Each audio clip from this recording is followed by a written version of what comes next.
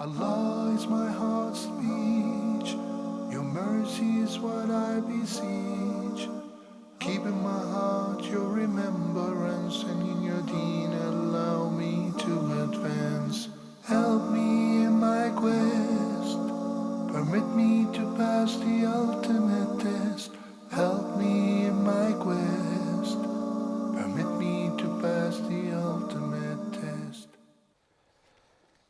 السلام عليكم ورحمة الله وبركاته. بسم الله الرحمن الرحيم. الحمد لله والصلاة والسلام على نبيه ومصطفاه وبعد. My dear viewers, welcome to another live edition of Ask Huda. And here is a quick reminder with our contact informations. Phone numbers beginning with the area code 002, then 0238555132. Area code 002, then 010054699323.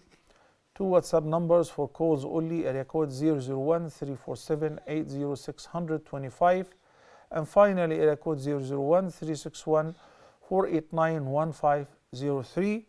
We're live on the Facebook page, Salah Official, and on the YouTube channel as it should appear on the bottom of the screen, Dr. Muhammad Salah.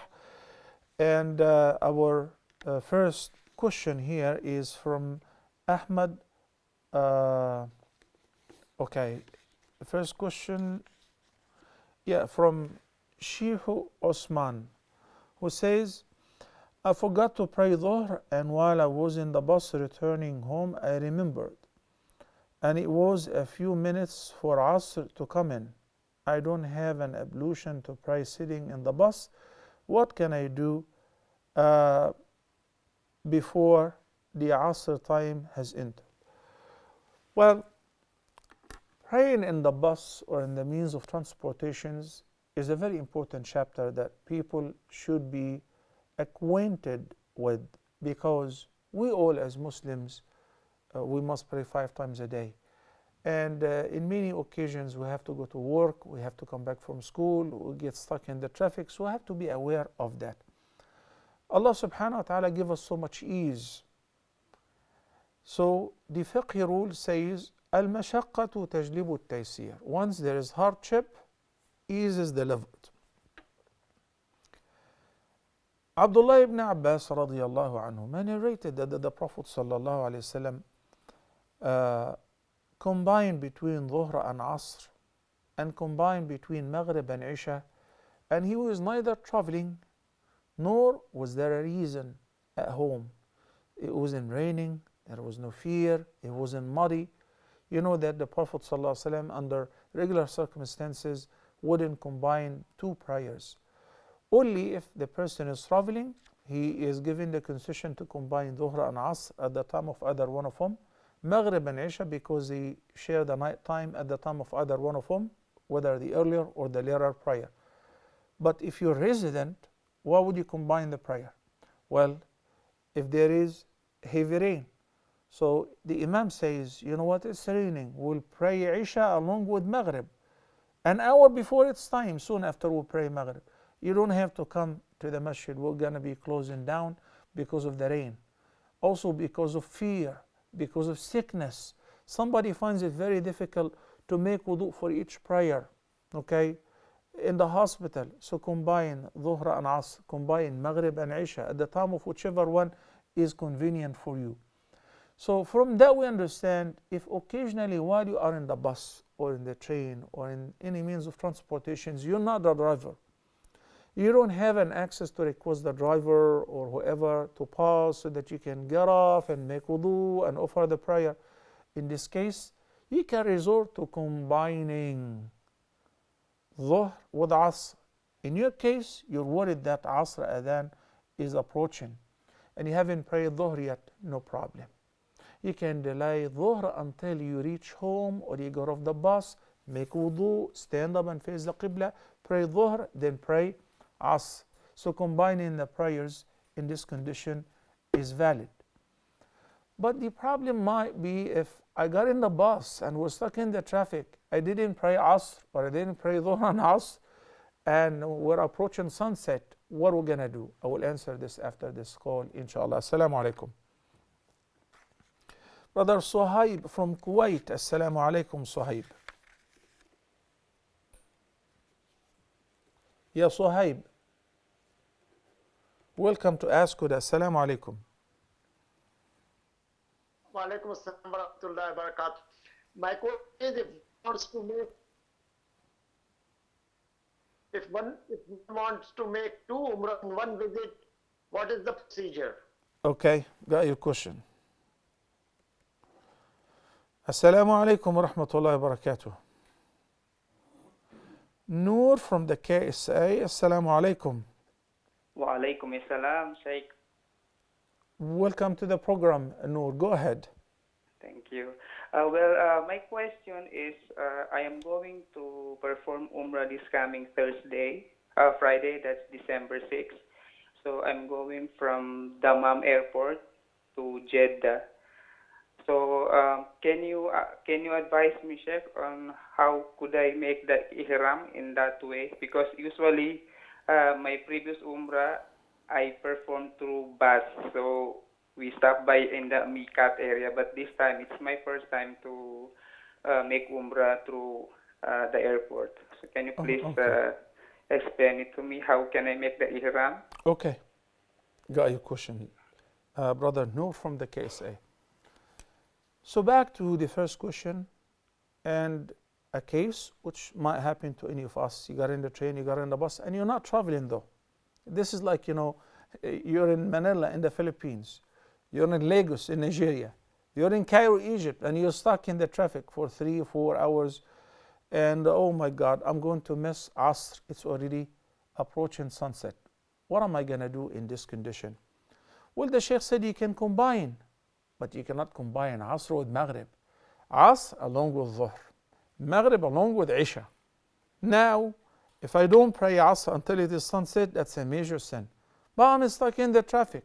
What can I do? The answer is as follows. If you have wudu, then if you know where is the Qibla, number one, it is not possible to get off the bus, and most likely the bus will not stop before sunset. Then face the Qibla, stand up if it is possible, face the Qibla if it is possible, say Allahu Akbar. But I'm not going to be able to make sujood on the floor. There we say you do what is called ima, motion with your head, as if you're bound down for sujood. Also, I won't be able to stand up. It's a small minibus, I cannot stand up. So in this case, you pray in your seat and facing the direction of the bus that is facing. If you cannot face the Qibla, and you make takbir, then you recite, then you make takbir and you lower your head for ruku', then you make takbir and you lower your head further down more than the ruku' in the case of sujood, and so on. You offer the prayer, Alhamdulillah. Okay. When you reach home, when you get off the bus, according to Imam Nawawi, may Allah have mercy on him, he said that you should pray Asr again. So for the sacredness of the time, you have offered Asr in the bus, and you skip the standing mandate, and you skip facing the Qibla mandate. And guess what? Well, Sheikh, as a matter of fact, I didn't have wudu as well. So what can I do? You can do tayammum in the bus. One strike with your hand, wipe over your face and hands, and Allahu Akbar, in order to catch Asr before its time is out. You see the ease, subhanallah. Now you're not sick, you're not hospitalized, you're just in the bus and you're stuck.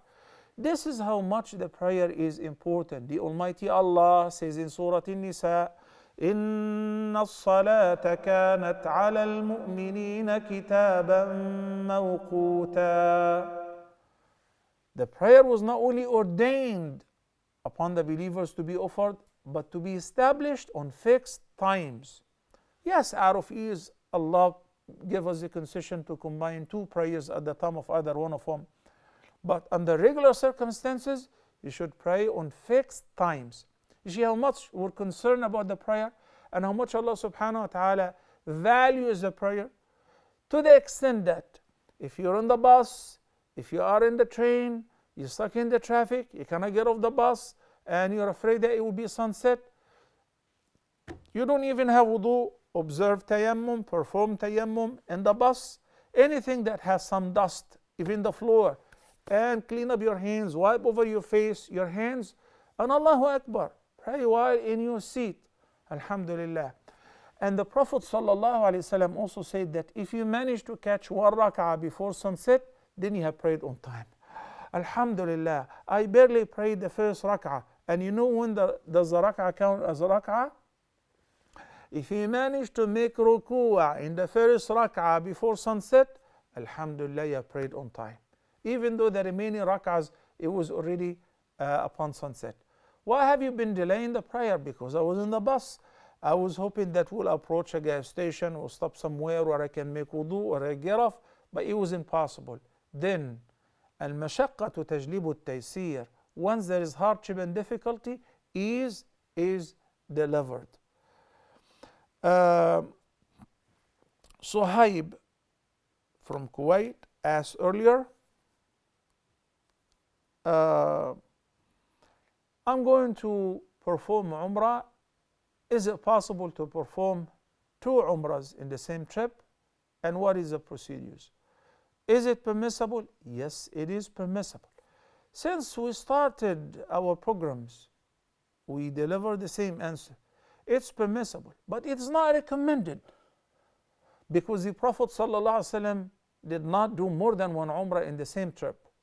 But since you're coming from Kuwait, you're coming from Pakistan, you're coming from the States, you're coming from China, people don't have that much access to come to perform Umrah every now and then. So while he is performing Umrah, he remembered his late dad, his mother, his uncle, his grandma, and he wants to do Umrah on their behalf. Is it permissible? Yes, sir, it is permissible. Have you done your own Umrah? Alhamdulillah, I did. Then, you want to do another Umrah? You have to leave the sanctuary of Mecca. Go to any spot which is known as Hill. Mecca is a haram, is a sanctuary. If you go to Arafah, it's a sanctuary. If you go to At-Tan'im where Aisha went to assume the intention of Umrah from there, that's a Hill. It's about 15 minutes outside the sanctuary of Mecca. Then you put the ihram on and you say, Labbaika Umrah. This Umrah for whom? I'm doing this Umrah on behalf of my mother. لبيك عمرة عن أمي لبيك عمرة عن جدي. Oh Allah, here I come to perform Umrah on behalf of my late father, grandfather, grandmother, mother, or whoever. Well, Sheikh, to be honest with you, because the cab was on a hurry and I was rushed, I forgot to say that. I just said لبيك اللهم لبيك.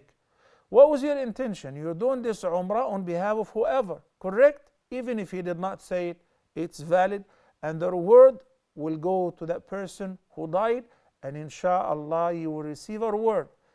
Could be similar reward to it, but you will be rewarded as well. Whenever you perform another Umrah, you will do the same procedures as you've done in the first Umrah. You put the ihram on, and at the miqat, at Tan'im or Masjid Aisha or from Arafah, you say Labbaik Umrah, and you start the same procedures when you enter Mecca. You do tawaf, 7 rounds around the Kaaba, counterclockwise, and then you do sa'i, 7 trips, and then you shave or you trim your hair, and the Umrah is over. May Allah accept. Assalamu alaikum wa rahmatullahi wa barakatuh.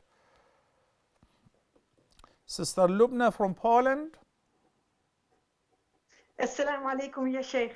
Wa I have alaikum 2 assalam questions, please. wa rahmatullahi wa I have 2 barakatuh. questions, please. Go ahead. My mother broke her shoulder, and she's not possible to lift her right arm. Is she allowed to eat with her left hand because she's not able to use her right hand? Yes, And she is is. she allowed to? And is she allowed to do tayammum if she's? Is it very hard to do wudu for her? Shafa Allah wa afa. First of all, may Allah give her shifa. May Allah give her a quick recovery. Ameen. Ameen.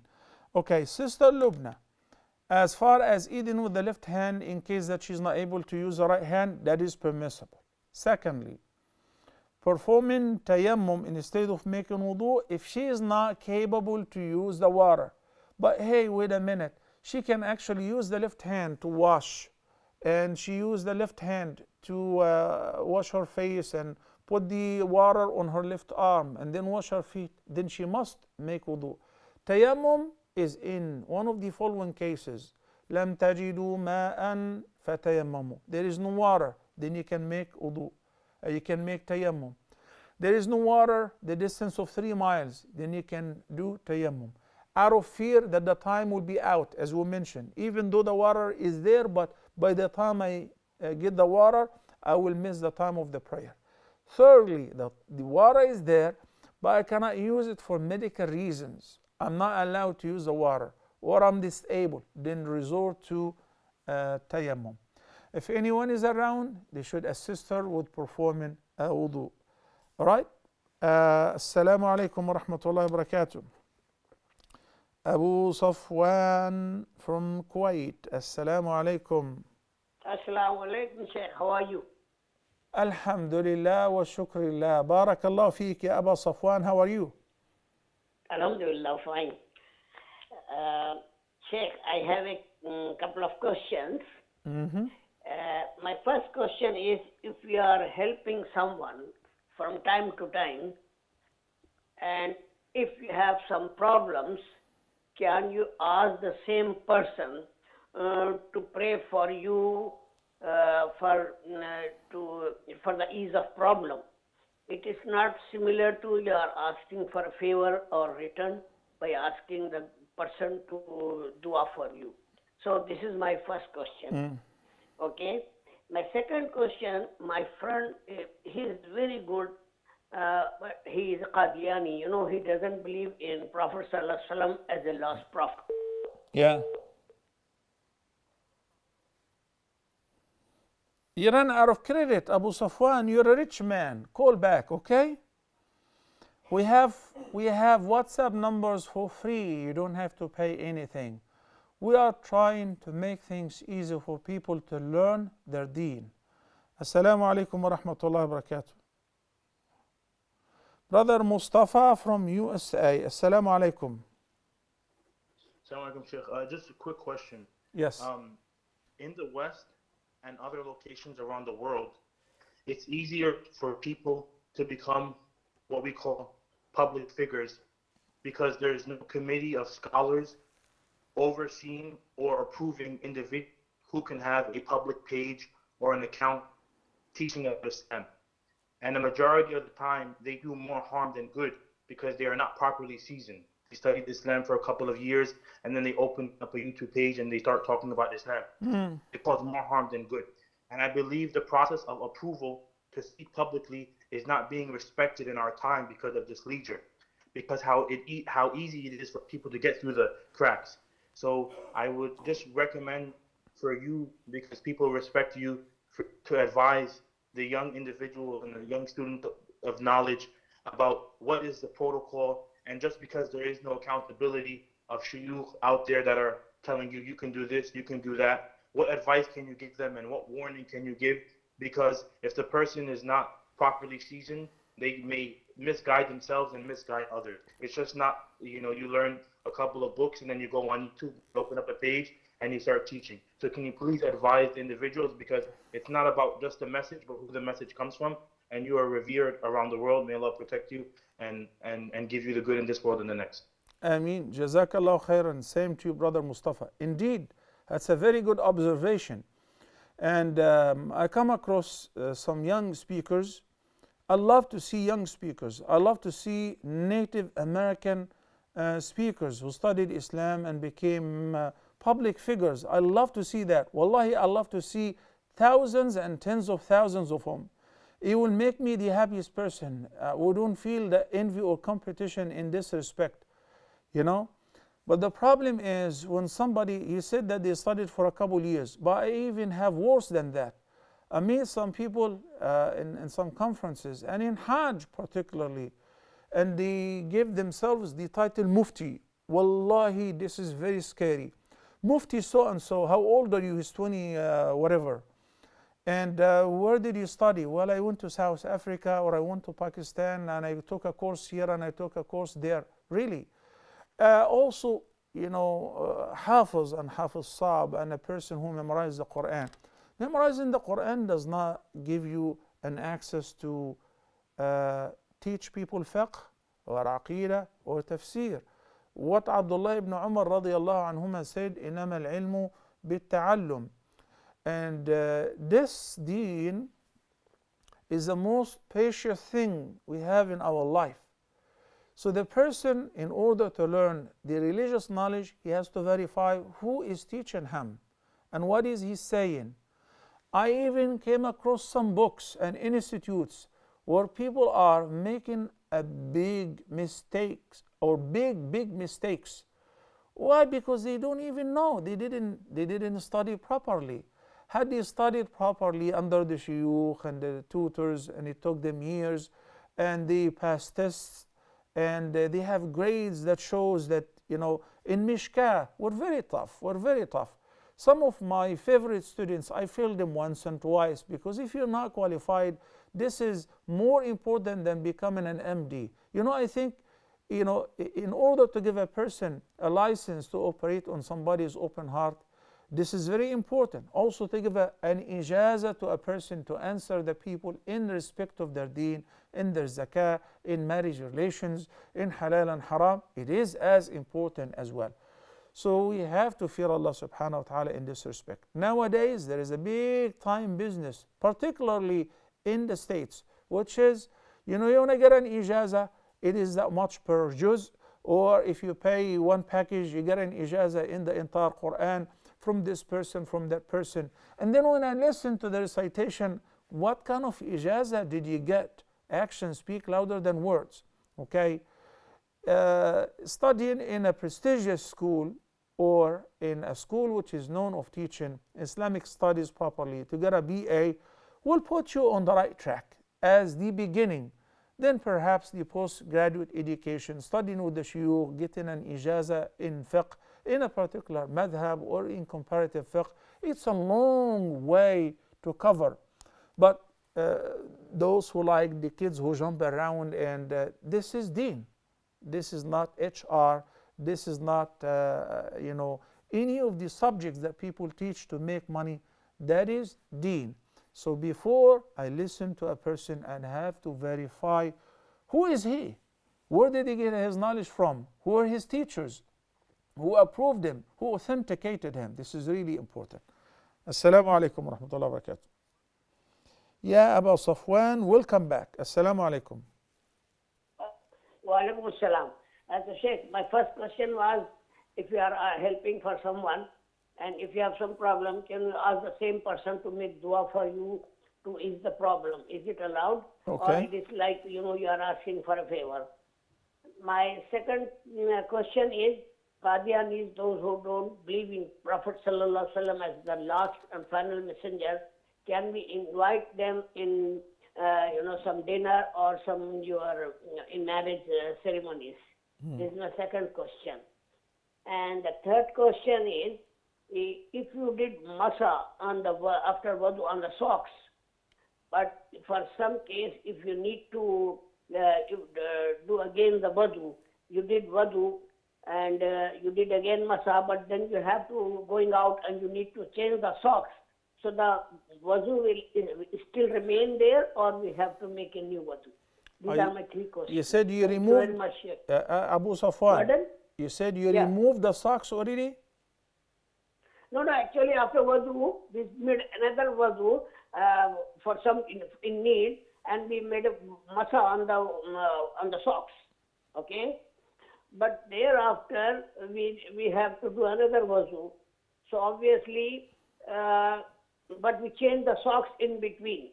So can we do the masa, or we have to wash our feet? You said you changed the socks? Yes. Oh, so you took them off? So do we have to do again another wudu? You mean, or only? yes, you mean you masa took them still off, remain? you took your socks off and you put a new socks on? Yes. Okay. Yes. Okay. Okay, thank you, Sheikh. Jazakallah khair. Salaam. Jazana wa yakum. Okay, Abu Safwan. Okay, brother Muhammad from France. Assalamu alaikum. Walaikum salam wa rahmatullah. Go ahead. My question is, we are in Paris here. We are in south of Paris. It's not the town, downtown, but we are in south in Paris. But as the weather is so cold, sometimes it's so hard to go to mosque. The prayer of Fajr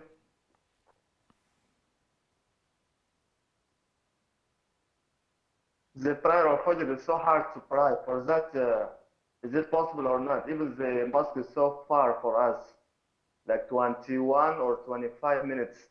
But the weather is so. What can we do? But the other prayers, Alhamdulillah, we are praying. Okay. Akhi, you can pray But at home. The prayer of You can the pray at prayer of home. Fajr is so cold. I got your question. And you said the drive is 21 minutes. You don't have to go to the masjid. You can pray. If it is so bad weather, it's a long drive, pray at home with your family members, and that counts as jama'ah, inshallah. Okay? Thank you. You're most. I got it. Jazakumullah khair. جزانا وإياكم. Kulthum from the UK. Assalamu alaikum. Hello, Assalamu alaikum. Wa alaikum assalam wa rahmatullahi wa barakatuh. How are you, Sheikh? Alhamdulillah, and thank you for asking. Go ahead. I want to ask about socks. Like when we wear socks while praying, is the socks has any holes? Can we pray with the socks, or we need to take it off and put the good socks? And you're talking about wiping over those socks with holes, or praying with socks which have holes? Yeah, praying with the socks has holes. Sometimes on the heel side, the socks get big hole. So can we wear these socks, or it's not allowed to wear the socks has a hole in it? Okay, it is allowed. It is allowed to pray with such socks, Sister Kulthum. No problem. Okay, so if the socks has a hole, and also we can pray, yeah? Yes, you can pray while wearing socks which have holes. Because you can see the skin, that's why I'm asking. Well, if you're talking about the see-through socks, those are not socks. No, not the see-through one. I'm asking about the holes. Okay. Yeah, now all of us, when we wear socks, sometimes they have a hole or more on the sole. So for you to pray while wearing such socks, the prayer is valid, no problem. Okay. I want to ask about voting. Is it allowed to vote?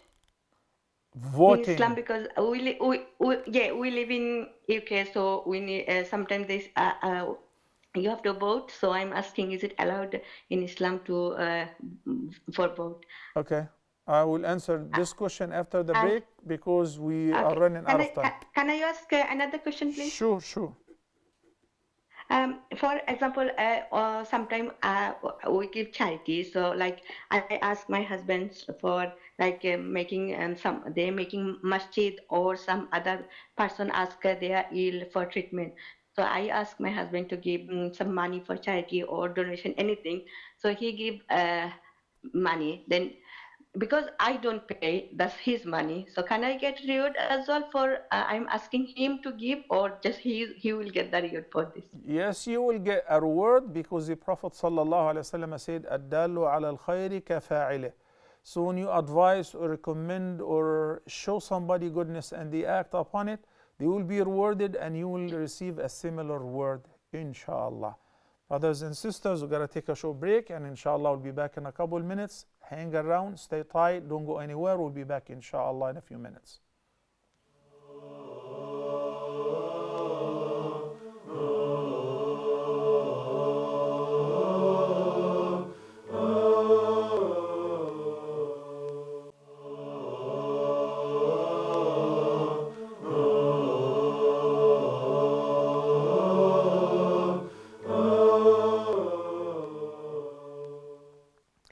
Assalamu alaikum wa rahmatullahi wa barakatuh, and welcome back. Let's take our first caller.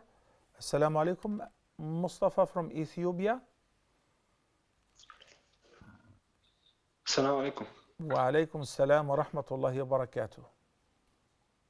Sheikh, my question is. Hello. Assalamu alaikum. Mustafa, I hear you. Go ahead and present your question, please.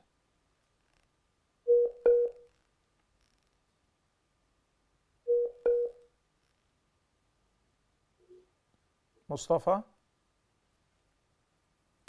Okay. Assalamu alaikum. Wa alaikum assalam wa rahmatullahi wa barakatuh. My question is, our family is going to sell a land, and this land will be bought by a ex-police commissioner. And this police commissioner, we don't know where he get the money from. You hear me? Yes, I hear you. Just say your question all at once, please.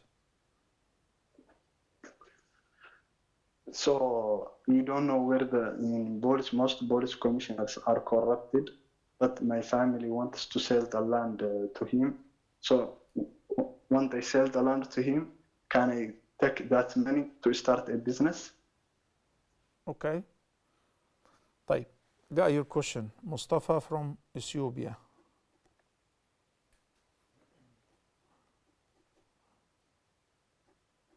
Abu Bakr from Sudan. Assalamu alaikum. Wa alaikum salam wa rahmatullah. Go ahead. Sheikh, I have a problem. Mm-hmm. I couldn't wake up for the Fajr prayer every day, so I'm checking the alarm. What is the reason? But I couldn't even. Hello, Sheikh? Yes. What is the reason? Why don't you get up for Fajr every day? Hello? Naam, ya Abu Bakr, can you hear me? Yes. Every day I'm setting the alarm for the wake up for the prayer, Okay. Fajr prayer. But I don't know what's the reason. I couldn't even bring the alarm. What time do you go to sleep? I'm sleeping near to the 10, 11, maximum 11. Okay. So what time is Fajr? 5 a.m.? Yeah, the 5 p.m. 5 p.m. 5 a.m. So that's 7 5 hours. p.m. 7 hours of continuous sleep. Yes, This is plenty of maximum time. 7 hours. This is plenty of time. Yes. I mean, Yes. okay. So 7 hours is plenty of time. You should wake up for Fajr and you should be fresh and alert because it's 7 hours. This is really plenty of time. This is all what you need to sleep for the whole day. And you still, if you like to come back and sleep, you can do that. So please, before going to sleep, make sure that you pray witr, make wudu, recite your adhkar, and have a very strong will that you will get up for Fajr. And most definitely, inshallah, you will. And you will even get up without. And in Sudan, you hear the adhan everywhere. If you're living in Khartoum or Durman, it's hard to sleep while the adhan is being called. Thank you, Abu Bakr from Sudan. And Noor from Dammam, he was going for Umrah and he's asking about when do I assume the intention of Ihram from the miqat. The Dammam people, their miqat, he said that whenever he was performing Umrah before by the bus, he passed by the miqat, which is obviously As-Sailul Kabir. And there he was capable to assume the intention of Ihram there. Perhaps enter a masjid or even pray 2 rak'ahs. But in the plane, so the captain normally in the case area would alert the passengers. If you're performing Umrah, we will be passing by the miqat in 20 minutes, in 15 minutes, then we're right by the miqat. I tell people that if you are awake and vigilant, get ready. When he says in 20 minutes we'll pass by the miqat, in 15 minutes say labbaika umratan. So to allow a few minutes before the actual miqat in case. If you're afraid that you're going to fall asleep, you're putting your ihram on and you are in the plane takes off, before you fall asleep, say labbaika umratan.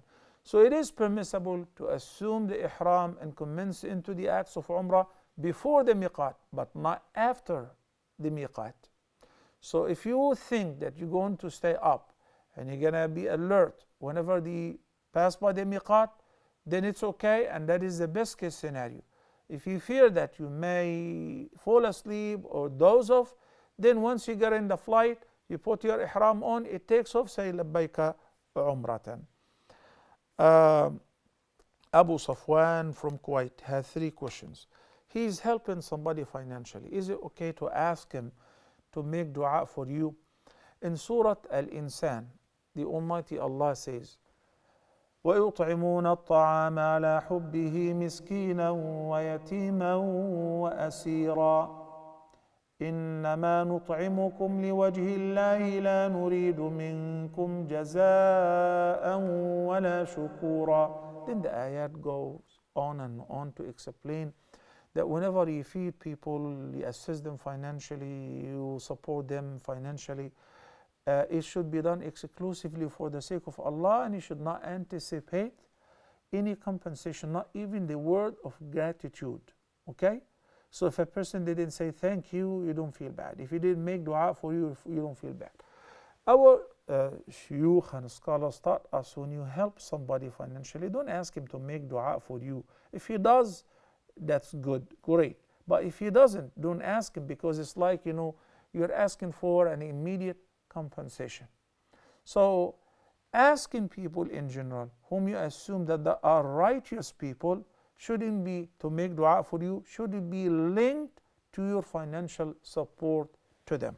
Secondly, the Qadiani friend. Qadianis and Qadianism is a different religion. For those who do not know, it's an entirely different religion. Have their own different doctrine, different traditions, different prophet. Okay, even if they believe Muhammad was one of the prophets, but they believe that Ghulam Ahmad Qadian was the Messiah himself, then he was the Mahdi, then he was the last prophet, and so on. And that takes people out of Islam into a new different religion, which is fairly new, called Qadianism, Ahmadism, and so on. Now, inviting them is similar to inviting any non-Muslim for the purpose of introducing Islam to them, giving them da'wah about Islam, refuting the misconceptions. If this is your intention, lovely. May Allah subhanahu wa ta'ala bless you.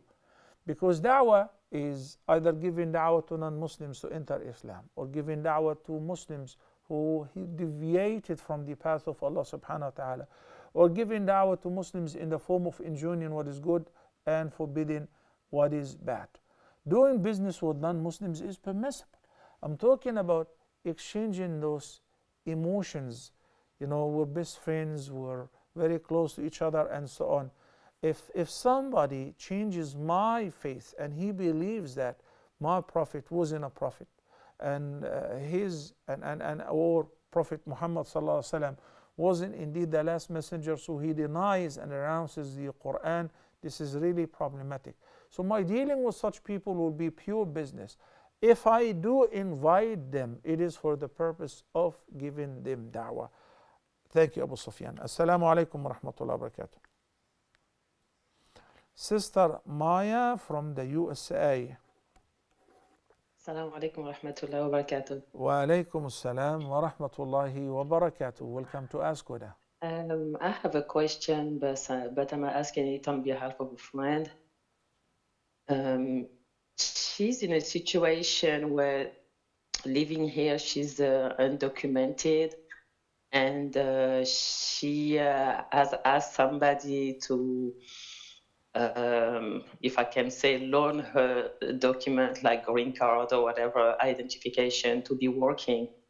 And I advise that friend that I don't think that Islamically speaking it's okay, but I will ask you if it's permissible, because what she's saying is that it's for a good cause. She doesn't have any document, doesn't have any money, so that person said that it was okay for her to give her paper to work with. So I want to know if this is allowed or not in Islam.